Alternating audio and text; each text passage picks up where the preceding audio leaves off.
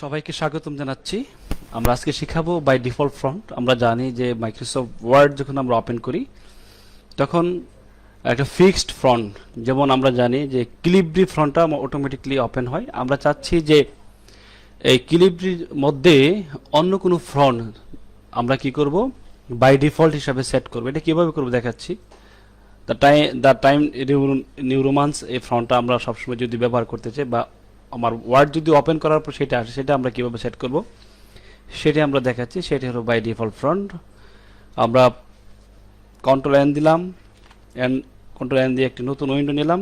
আমরা এখানে লিখব বাংলাদেশ। আমরা দেখছি যে এখানে ফন্ট চেঞ্জ, আমরা চাচ্ছি যে এখানে ফিক্সড একটা ফন্ট, আমরা যে ফন্টটা সবসময় ব্যবহার করি সেটা ফন্ট আমরা ব্যবহার করব। আমরা একটু বড় করে নেই, আমরা সেন্টার করে নিলাম। এখন আমরা যাচ্ছি যে ফিক্সড ফন্ট দেব, যে ওপেন করার পর এরকম আজে বাজে কোনো ফন্ট আসবে না, যেটা দিয়ে আমি সবসময় লিখি সেই ফন্টটা মূলত বাই ডিফল্ট ফন্ট হিসাবে আসবে। কিভাবে আসবে, এই যে আমরা এখানে ক্লিক দিব। ক্লিক দেওয়ার পর আমরা এই যে এখান থেকে আমার যে ফন্টটা আছে সেই ফন্টটা আমি এখান থেকে খুঁজে নিব। যেমন এরিয়াল দিতে পারি, অথবা দ্য টাইম নিউ রোমান্সটা আমি মূলত দিব। আমি টির যে সিরিয়াল আছে ওইখানে আমার যেতে হবে।